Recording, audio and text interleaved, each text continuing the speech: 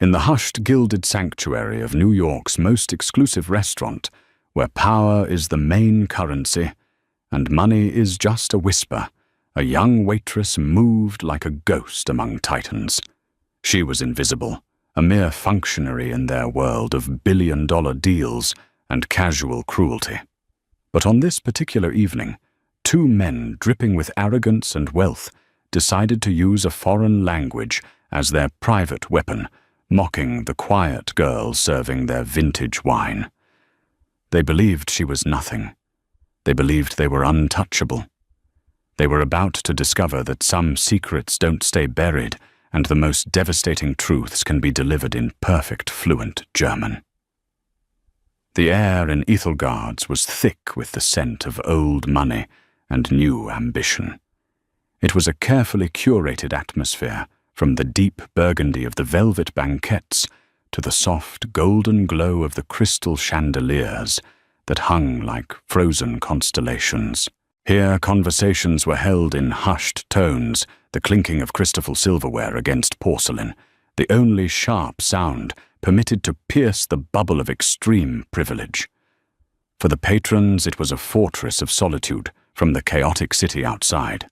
For the staff, it was a gilded cage where they performed a silent nightly ballet of service, their own lives and identities checked at the door, along with the fur coats and briefcases. Anneliese Schmidt was a master of this ballet. At 26, she possessed a poise that belied her years and her station. Her movements were economical and graceful as she navigated the narrow channels between tables, her back straight, her expression a serene mask of professional neutrality.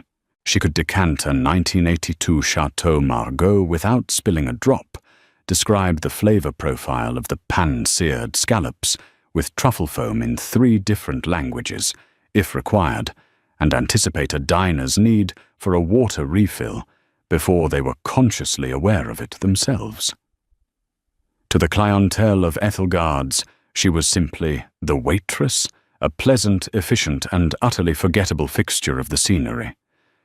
No one saw the shadows behind her calm grey eyes.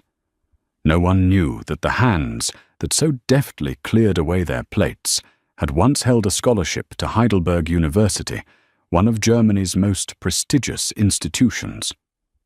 No one could guess that her mind, currently occupied with memorizing the evening specials, had once grappled with complex macroeconomic theories and dissected dense financial reports with an acumen that had made her professors mark her as a prodigy. That life felt like a dream, belonging to someone else. It had shattered 3 years ago, the day her father, a brilliant but trusting biochemist named Dr. Alistair Schmidt, had called her in tears. His small, innovative company, Schmidt Biosolutions, a firm built on a revolutionary water purification technology he had poured his soul into, had been gutted in a hostile takeover.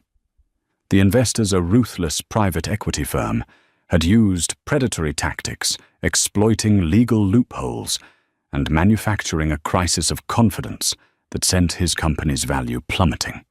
They bought it for pennies on the dollar, stripped its assets, sold off the patents, and left her father with nothing but crushing debt and a broken heart.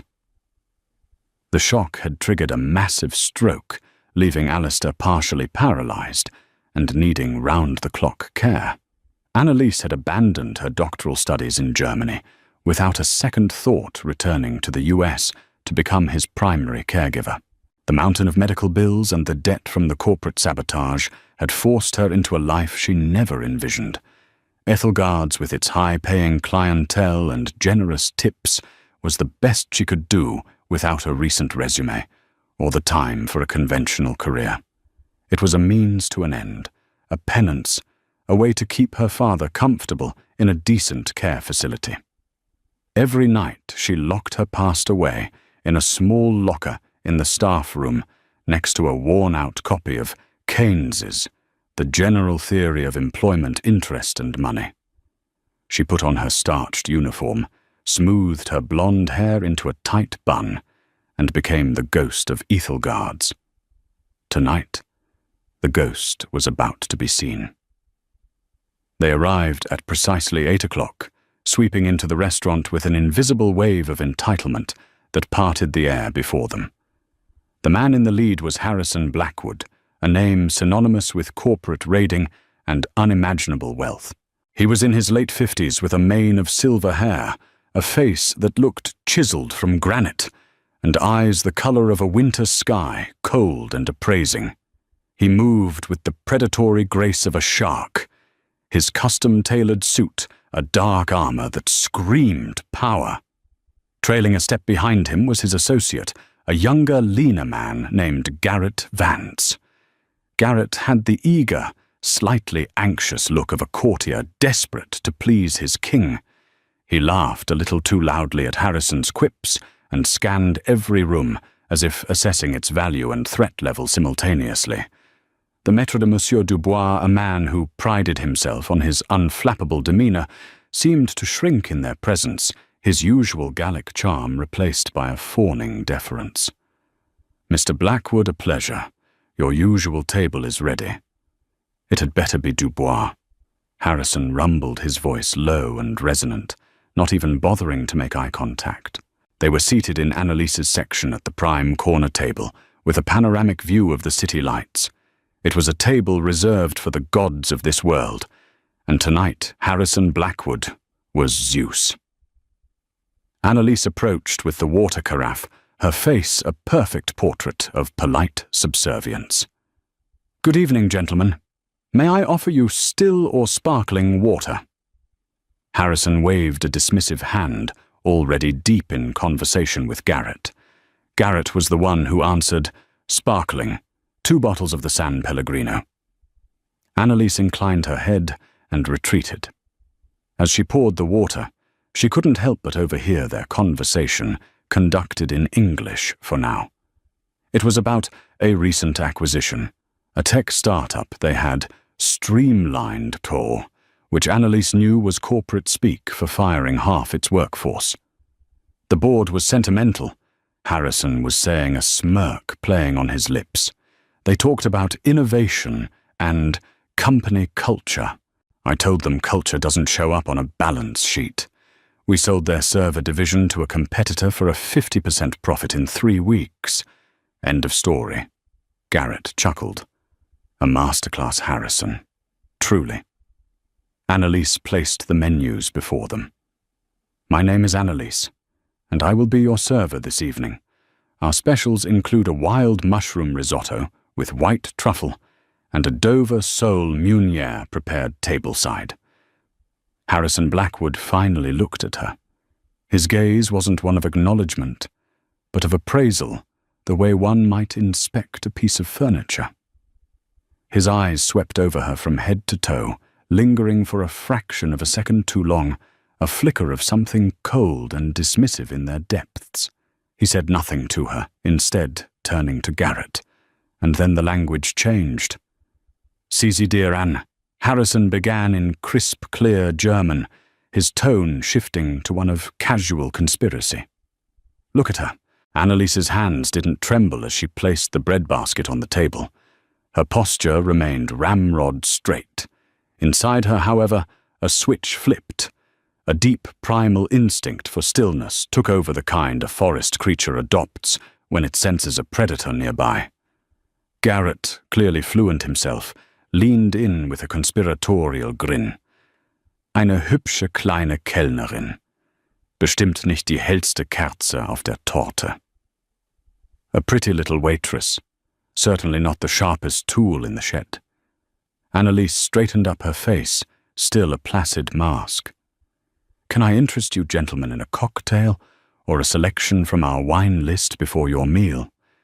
she asked in perfect English, her voice calm and even. Harrison ignored her question, taking a sip of his water. He looked out the window, then back at Garrett, continuing in German, as if she weren't there. "Das ist das, was ich an Orten wie diesem liebe. Der Service ist anonym. Man kann über alles reden. Sie sind nur Teil der Einrichtung. This is what I love about places like this. The service is anonymous. You can talk about anything. They are just part of the furniture. Annalise felt a slow burn begin in her chest.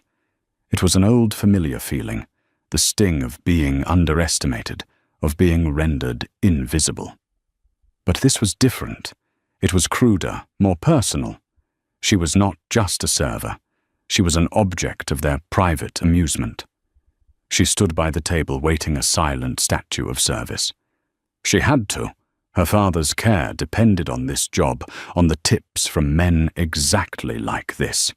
She could endure it. She had endured worse. But the night was young, and Harrison Blackwood was just getting started.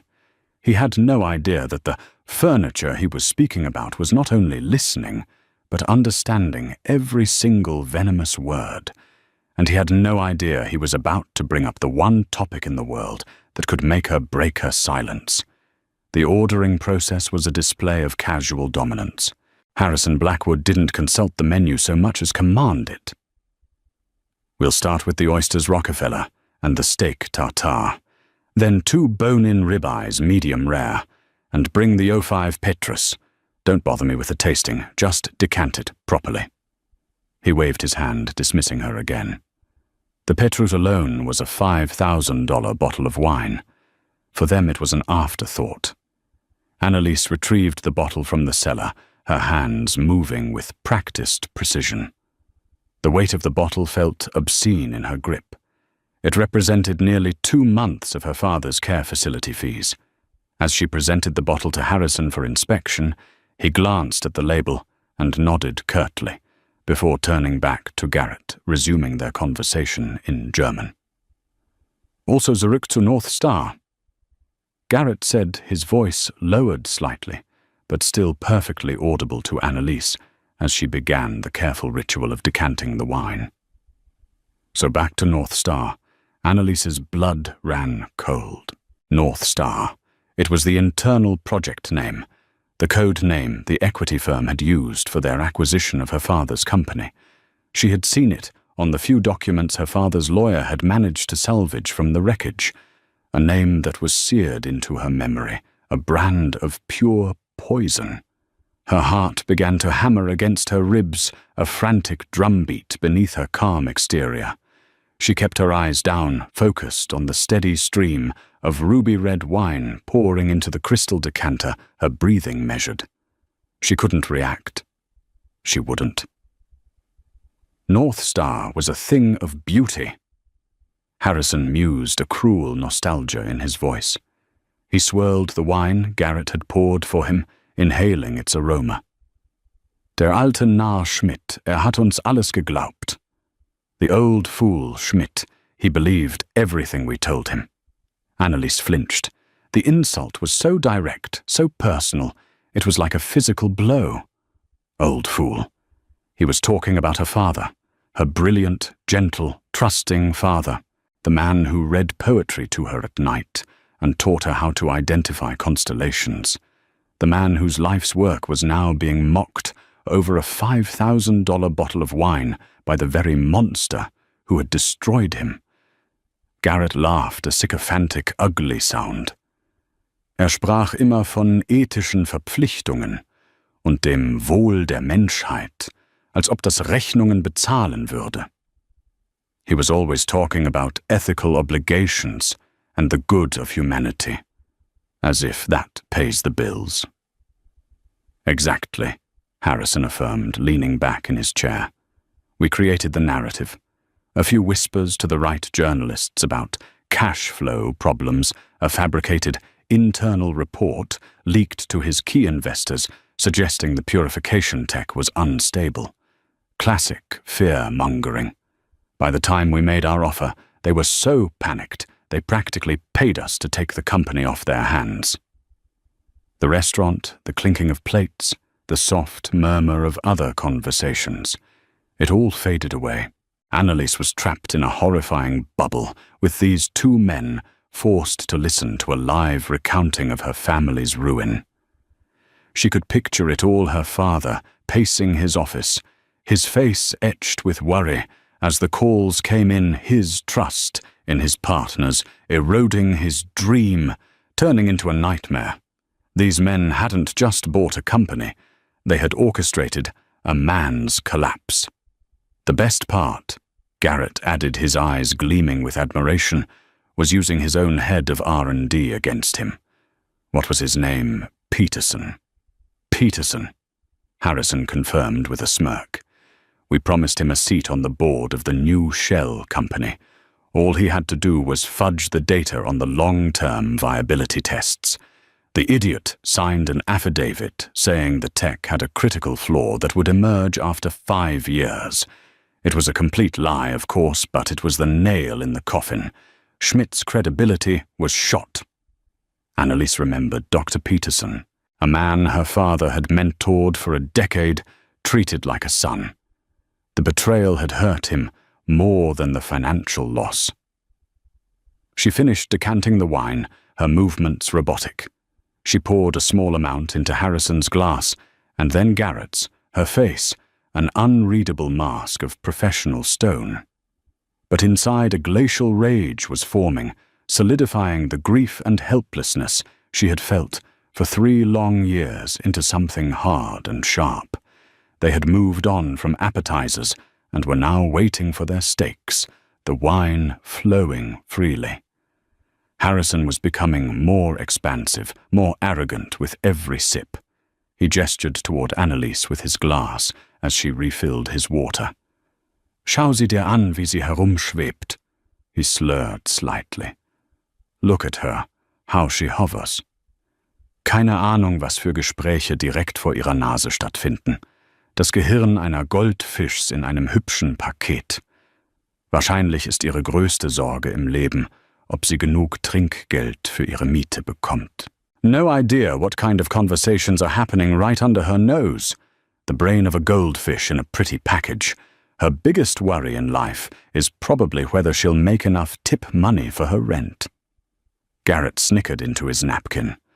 Weniger Sorgen, mehr Glück, nehme ich an. Less worry, more happiness, I suppose. That was it. The condescension, the cruelty, the utter dehumanization. It wasn't just about her father anymore.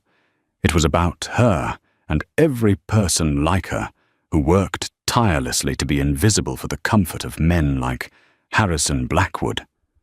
The patronizing assumption that her life was small, her mind empty, her worries trivial. All the suppressed pain, the abandoned dreams, the quiet fury of the last 3 years coalesced into a single point of incandescent clarity. She had nothing left to lose. Her father was gone. The stroke had taken his life 6 months ago, a fact that made their current mockery feel like a desecration of his memory. This job was just a cage, and Harrison Blackwood had just handed her the key. The steaks arrived, carried by another server, but Annalise stepped forward to place them on the table. She set Harrison's plate down first, then Garrett's. Her hands were perfectly steady. She didn't retreat. She stood straight, her chin up, and looked Harrison Blackwood directly in the eye. For the first time all evening, he was forced to truly see her not as a function, but as a person. He frowned, annoyed by her presence. "Is there a problem?" he asked in English, his tone sharp with irritation. Annalise took a slow, deep breath, letting it out gently. She felt a strange, terrifying calm settle over her. It was the calm of a captain about to scuttle his own ship to take down the enemy flagship with it. She met his cold gaze and held it. Then, in flawless academic German, tinged with the faint, educated accent of the Heidelberg region, her voice low, but carrying the cold, clear authority of a judge, she spoke. "Es gibt in der Tat ein Problem, Herr Blackwood." There is indeed a problem, Mr. Blackwood. The effect was instantaneous and absolute. Harrison Blackwood froze mid-motion, his fork hovering over his perfectly cooked steak. The smug, wine-flushed confidence drained from his face, replaced by a wave of pure, unadulterated shock. His jaw went slack. His cold blue eyes, which had held nothing but dismissive arrogance all evening, now widened in stunned disbelief. He looked as if the marble statue in the corner had just leaned over and asked him for the time. Garrett Vance choked on his wine. He sputtered, coughing into his napkin, his face turning a blotchy red. He stared at Annalise, then at Harrison, then back at Annalise, his mind visibly failing to compute what was happening. The silence at their table was suddenly a vacuum, pulling in the ambient sounds of the restaurant. Annalise didn't waver. She held Harrison's gaze, her own eyes, like chips of grey flint. She had his full, undivided attention. For the first time, he was seeing her, really seeing her. And he was terrified. She continued in the same calm, lethal German. Zuerst möchte ich einen kleinen grammatikalischen Punkt korrigieren. Man sagt nicht das Gehirn einer Goldfischs. Der Genitiv von Goldfisch ist des Goldfisches. Wenn Sie schon jemanden in einer Sprache beleidigen wollen, die Sie für überlegen halten, sollten Sie zumindest die Grundlagen beherrschen. First, I'd like to correct a small point of grammar. One doesn't say the brain of a goldfish's. The genitive of goldfish is des Goldfisches. If you're going to insult someone in a language you believe makes you superior, you should at least master the basics. It was a surgeon's cut, precise, devastating, and utterly unexpected. She hadn't just revealed that she understood. She had asserted her intellectual superiority in the very language he had used as a shield. Garrett looked like he wanted the floor to swallow him whole. Harrison, however, was recovering from the initial shock, his expression hardening into a mask of fury. The blood was returning to his face, suffusing it with a dangerous mottled purple. "Who the hell do you think you are?" he snarled, switching back to English, his voice a low growl. Annalise did not switch back. She stayed in German, forcing him to meet her on her chosen ground. "Where ich bin?" she asked, a sad, ironic smile touching her lips for a fleeting moment. "Ich bin diejenige, deren größte Sorge weit über das Trinkgeld für die Miete hinausgeht, obwohl das dank Ihnen tatsächlich eine Sorge ist.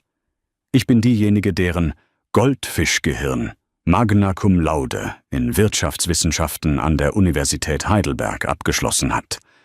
Who am I? I am the one whose biggest worry extends far beyond tip money for rent, though thanks to you, that is indeed a concern. I am the one whose goldfish brain graduated Magna Cum Laude in economics from Heidelberg University." She took a small step closer, her voice dropping even lower, making it more intense, more personal. Aber das ist nicht der Grund, warum Sie sich erinnern sollten. Sie sollten sich an einen anderen Namen erinnern. Einen Namen, den Sie als den alten Narren bezeichnet haben. But that's not the name you should remember. You should remember another name. A name you referred to as the old fool.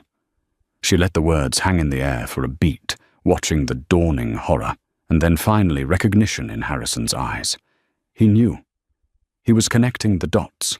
Her accent, her fluency, her presence here. "My name ist Annalise Schmidt," she said, her voice vibrating with 3 years of suppressed grief and rage. "Dr. Alistair Schmidt war mein Vater." If her first words had been a slap, these were a battering ram. Harrison Blackwood physically recoiled in his seat.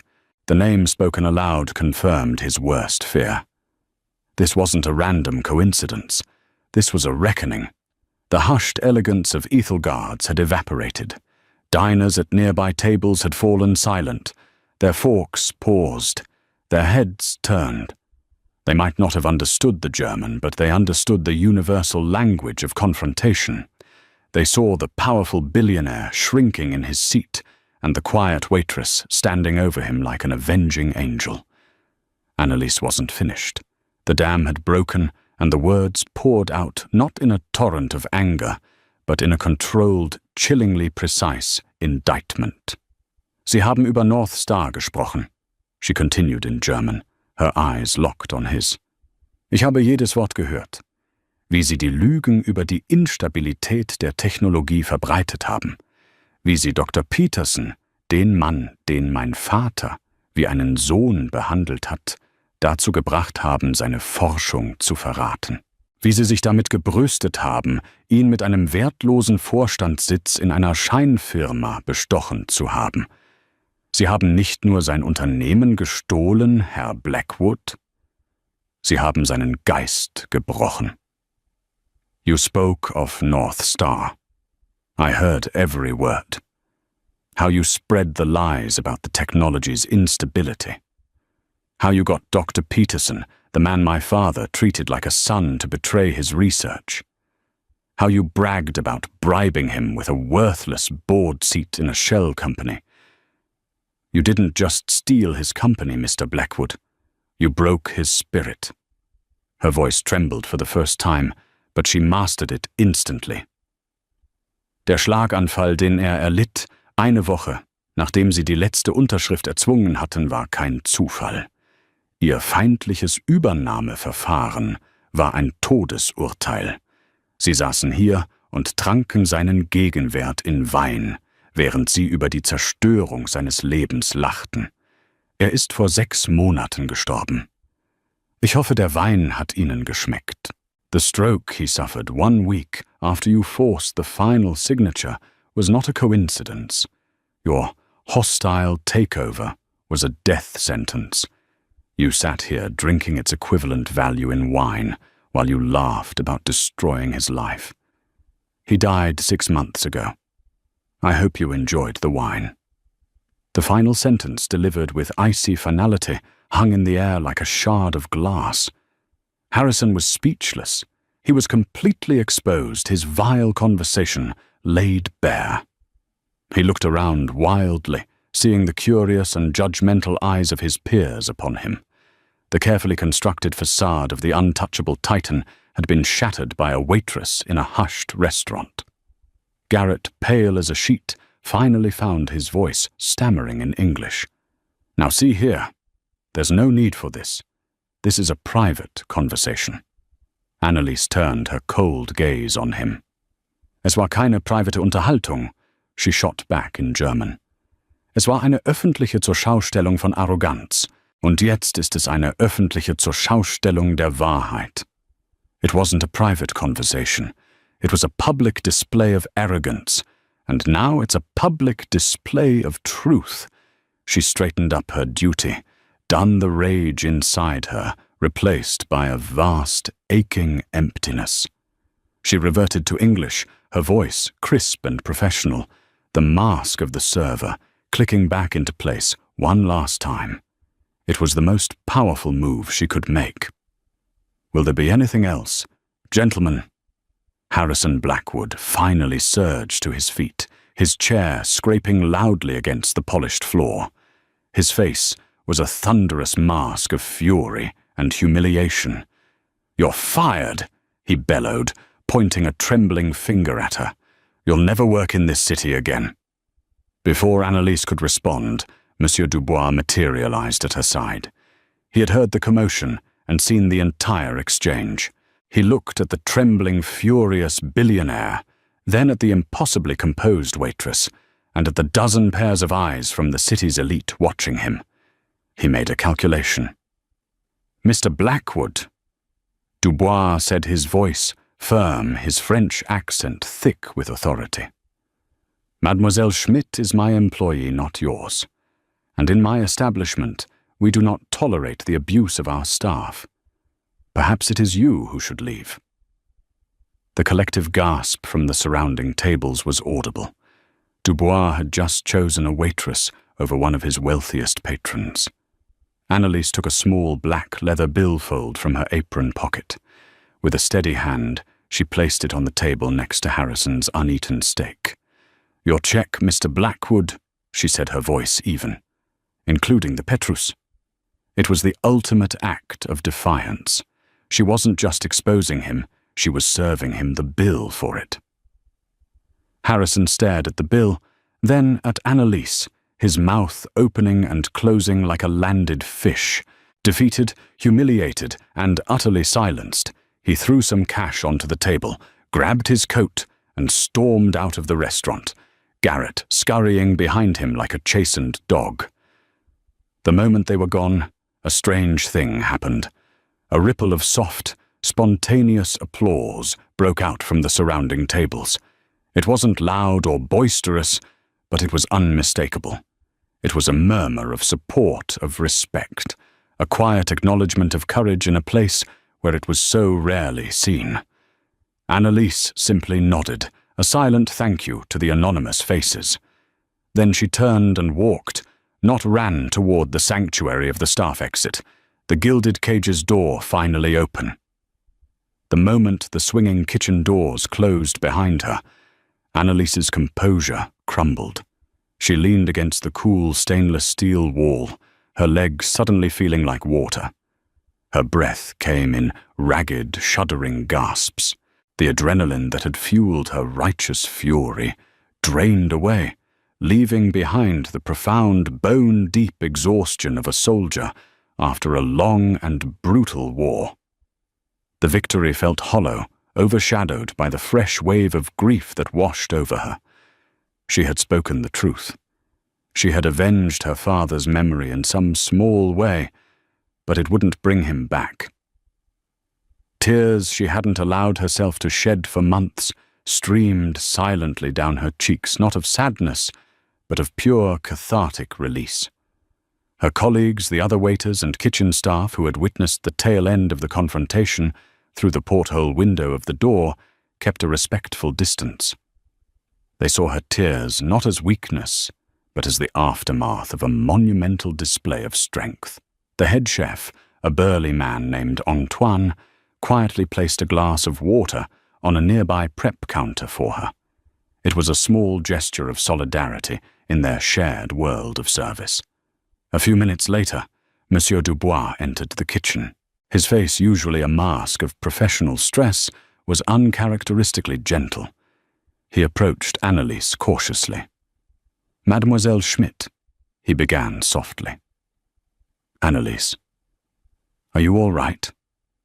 She wiped her eyes with the back of her hand and straightened up, trying to regain a semblance of professionalism.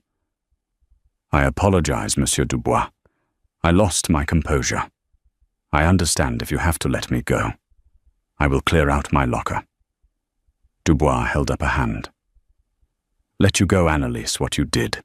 It took a courage I have not seen in a very long time. That man Blackwood, he is a bully who believes his money makes him a king. Tonight you showed him he is just a man. A cruel one at that." He sighed, running a hand through his thinning hair. "I will not lie to you. He will likely try to cause problems for this restaurant. He is powerful. But Ethel Guards has a reputation that predates Harrison Blackwood, and it will endure long after he is forgotten. My reputation, however, would not survive if I fired an employee for defending her dignity and her family's honor." He paused, his expression serious. "You have a home here for as long as you want it. Take the rest of the night off. Go home and rest." Annalise was stunned. In a world where the customer was always right, especially a customer who could buy and sell the entire block, her manager had chosen to stand by her. "Thank you, monsieur," she whispered, her voice thick with emotion. "It means more than you know." As she gathered her things from her locker, her worn-out purse, her coat, and the old economics textbook, she felt a profound shift in her own perception. She had walked into work that evening as a ghost resigned to her fate. She was walking out as Annalise Schmidt, daughter of Alistair Schmidt, a woman who had spoken truth to power and had not been struck down. The story, however, didn't end when she walked out the door. Unbeknownst to anyone at the time, One of the patrons who had witnessed the entire drama was Evelyn Reed, a senior investigative journalist for the New York Chronicle. She had been dining with an off-the-record source, but the scene at Blackwood's table had quickly become the only story in the room. Evelyn, who had a nose for hypocrisy and a deep-seated dislike for corporate predators, had recorded the last part of the exchange on her phone, capturing Blackwood's furious exit and the subsequent applause. She didn't understand the German, but she understood the power dynamics.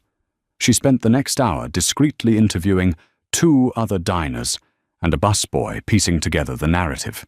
She had the names Harrison Blackwood and Anneliese Schmidt. By the time Anneliese was on the subway home, her story was already taking on a life of its own. The next morning, it broke. Evelyn Reed's article was published on the front page of the Chronicle's digital edition under a blaring headline, "The Billionaire and the Waitress of Ethelgard's How a Secret Conversation in German exposed the rotten heart of a corporate raider." The article was a masterpiece of narrative journalism. It detailed the scene at the restaurant with cinematic flair, contrasted Blackwood's immense wealth with Anneliese's quiet dignity, and most importantly, Evelyn had done her homework overnight. She had cross-referenced North Star and Schmidt and uncovered the basic details of the hostile takeover of Schmidt Biosolutions. She painted a devastating picture of a brilliant scientist being ruined by a heartless predator.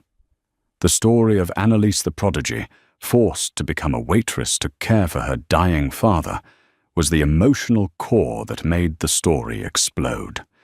By 9:00 a.m., Ethelgard's Waitress was trending on social media. The story was everywhere. It was the perfect David and Goliath tale for the digital age. People shared it with furious comments about corporate greed and heartfelt praise for Anneliese's bravery. Someone dug up her academic records from Heidelberg, confirming her story. A picture of her father, Dr. Alistair Schmidt, accepting an award for innovation, began to circulate. The fallout for Harrison Blackwood was immediate and catastrophic. The stock price of his flagship firm, Blackwood Capital, began to nosedive as soon as the market opened. His board of directors, the same people who had applauded his ruthless tactics in private, were now terrified of the public relations nightmare. The story wasn't just about him being a jerk in a restaurant. It was about the fraudulent methods he'd used in the North Star acquisition. The mention of a bribed researcher and a fabricated report about the tech's viability caught the attention of more than just the public. It caught the attention of the Securities and Exchange Commission, SEC. Garrett Vance was the first casualty. He was fired before lunch, a sacrificial lamb offered up in a desperate attempt to contain the damage. Blackwood issued a half-hearted, lawyer-vetted apology for his inappropriate language, which the public immediately tore apart as insincere. For Anneliese, the day was a surreal whirlwind. Her phone, a cheap prepaid device, buzzed incessantly with calls and texts from numbers she didn't recognize. Reporters camped outside her small apartment building. She stayed inside watching the story unfold on her laptop, feeling detached, as if she were reading about someone else. Then, late in the afternoon, an email arrived that cut through the noise. The sender was Robert Chen, the CEO of Phoenix Holdings, a rival investment firm known for its focus on sustainable and ethical ventures. Chen had been a long-time admirer of her father's work and had even tried to partner with Schmidt Biosolutions years ago, before Blackwood had swept in. The email was brief and to the point. Subject your father's legacy. Dear Ms. Schmidt, I have just read the story in the Chronicle. I knew your father, and I know what the world lost when his work was dismantled. What you did last night took incredible courage. But what interests me more is the intellect that was so clear in your takedown of Mr. Blackwood.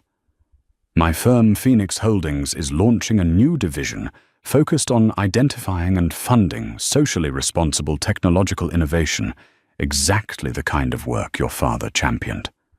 We need someone to lead it. Someone with a background in economics, an understanding of technology, and an unimpeachable moral compass. This is not a gesture of pity. This is a job offer. I believe you are the most qualified person for this role. If you are interested, my door is always open. Sincerely, Robert Chen. Annalise read the email 3 times. Her hands trembled, but this time it wasn't from fear or shock. It was from hope, a fragile, unfamiliar tendril of hope rising from the ashes of her past. This wasn't just a job. It was a chance to reclaim her own future and to continue her father's legacy in a way she never thought possible. The echo of her words at Ethelgard's hadn't just torn down a bully. It had built her a bridge to a new life. 1 week after the incident at Ethelgard's, the world had irrevocably shifted for both Annalise Schmidt and Harrison Blackwood. For Blackwood, the descent was swift and brutal. The SEC launched a formal investigation into the North Star acquisition, citing Evelyn Reed's article. Dr. Peterson, the researcher Blackwood had bribed, saw the writing on the wall. Faced with potential federal charges, he agreed to cooperate fully with investigators, providing evidence of the fabricated reports and the terms of his illicit deal with Blackwood Capital. The scandal was no longer a matter of public opinion. It was a matter of criminal inquiry. Blackwood was forced to step down as CEO, his name, now a toxic asset. The empire he had built on fear and intimidation was crumbling under the weight of a single truth-filled conversation. For Annalise, the ascent was just as rapid, but far more profound. After a weekend of careful consideration, she had accepted Robert Chen's offer.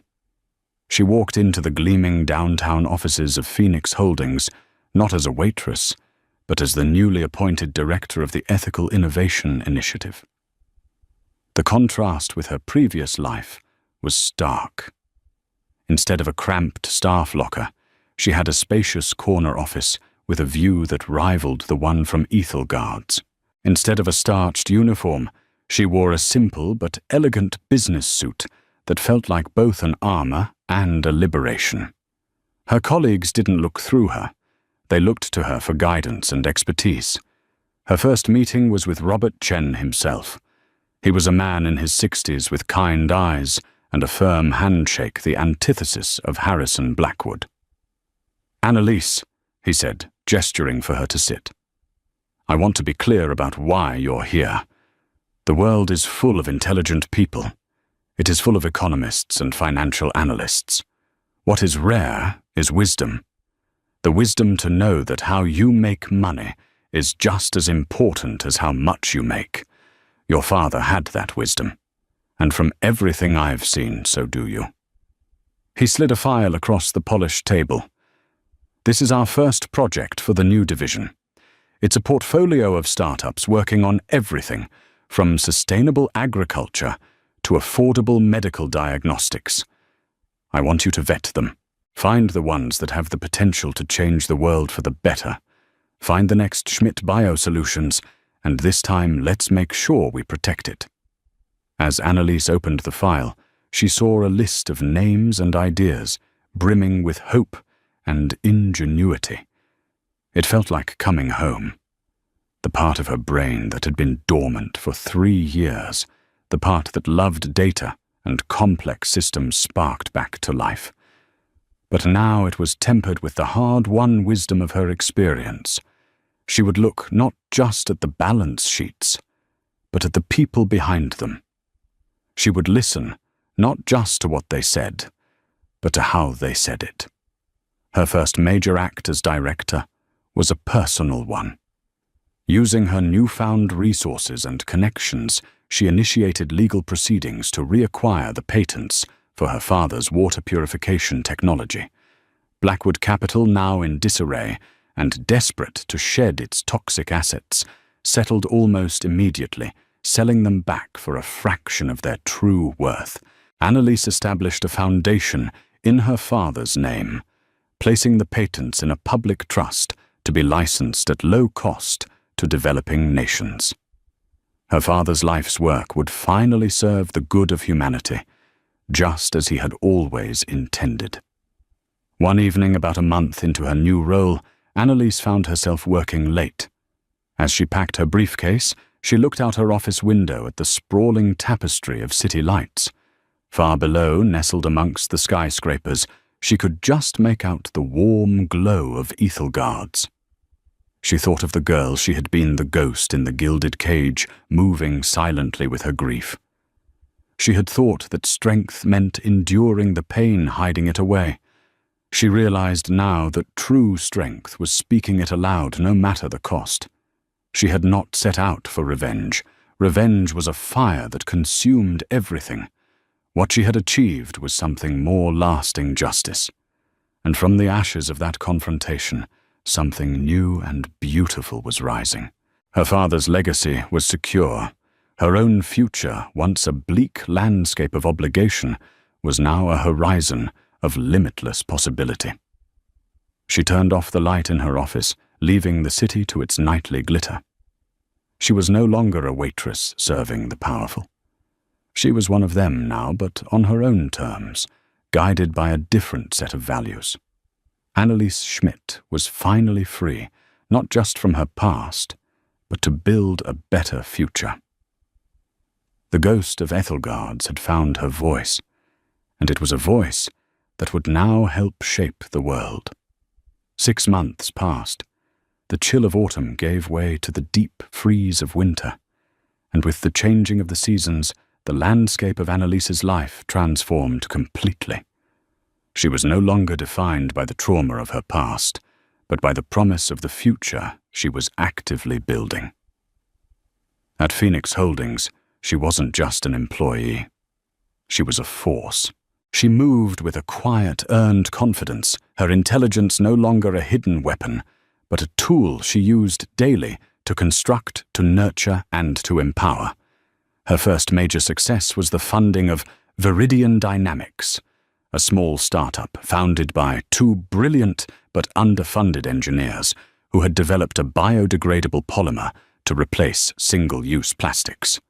Annalise had seen past their shaky presentation and into the heart of their science, recognizing the same spark of world-changing potential her father had possessed. She championed their cause within Phoenix, structuring a deal that gave them the capital they needed without sacrificing their mission. The project was a resounding success, earning praise from environmental groups and positioning Phoenix Holdings at the forefront of the green tech revolution. Robert Chen had taken to calling her the architect, because she didn't just find innovation, she built the frameworks for it to thrive. The news about Harrison Blackwood became background noise, a distant echo of a battle long won. He was mired in legal proceedings, his fortune bleeding away in lawyers' fees and SEC fines. His name was a punchline in financial circles, a cautionary tale about hubris. Annalise felt no satisfaction in his downfall, only a detached sense of an equation finally being balanced. Her focus was on building, not destroying. One crisp Tuesday afternoon, an email landed in her inbox that pierced the calm of her new reality. The sender's name was Garrett Vance. Annalise stared at the name, a phantom ache of memory surfacing. She remembered his sycophantic laughter, his pale, panicked face in the restaurant. She almost deleted the email, but a sense of unresolved curiosity stayed her hand. She opened it. The message was short-stripped of the corporate jargon he had once spouted. Ms. Schmidt? I know you have no reason to read this, let alone respond. I am not writing to ask for forgiveness, as I know I have no right to it. I am writing to ask for 5 minutes of your time. There are things I feel I must say to you in person, not as an excuse, but as an explanation. I will be at the coffee shop on the corner of your building, the Daily Grind, tomorrow at 1 p.m. If you do not come, I will understand completely, and will not bother you again. Sincerely, Garrett Vance. Her first instinct was to refuse. Why dredge up the ugliest night of her life? But as she considered it, she realized this wasn't about him. It was about her. It was about closing the final chapter, about understanding the full anatomy of the system that had victimized her family. She needed to see what became of the men who weren't titans, but merely the men who propped them up. The next day she walked into the daily grind. Garrett was sitting at a small table in the back, and he was nearly unrecognizable. The sharp suit was gone, replaced by a frayed sweater. His face was gaunt, his eyes shadowed with a weariness that went beyond simple fatigue. He looked like a man who had been hollowed out. He flinched when he saw her, then stood up, awkwardly. Ms. Schmidt. Annalise. Thank you for coming. I have 5 minutes, Mr. Vance, she said, her tone neutral as she remained standing. He nodded, motioning to the empty chair. Please. She sat her posture straight, her hands folded on the table. I don't know where to start, he began, his voice raspy. I lost everything after that night. My job, my reputation. My fiancée left me. I deserved all of it. For months I was just angry. At Blackwood, at the journalist, even at you. But that was the coward's way out. He looked down at his hands. The truth is, I knew what Blackwood was. I knew the North Star deal was rotten. I saw how he operated, how he enjoyed the cruelty, and I went along with it. I admired it. I wanted to be him. I told myself it was just business, that people like your father were just unfortunate but necessary collateral damage on the path to success. He finally looked up, and Annalise saw tears welling in his eyes. What I want to say is, I'm sorry. I am sorry for my part in what happened to your father. I'm sorry for what I said, what I thought, and what I failed to do. I was a ghoul feeding on the scraps of a monster's table. And I needed to say that to you face to face. Annalise listened, her expression unreadable. She had expected excuses, pleas, a desperate attempt at manipulation. She had not expected this raw, pathetic confession. She saw in him not a villain, but a profound and tragic failure of character. Why tell me this now? She asked quietly. Because I have to start over, he said. And I can't build anything new on a foundation of lies. I'm working a stocking job in a warehouse in Queens. It's honest work. It's quiet. It gives me a lot of time to think. And I realized that the only person I was truly fooling back then was myself. Annalise was silent for a long moment. She could destroy him with a few cold words. She could walk away and leave him in his self-pity. But that was Blackwood's way. That wasn't hers.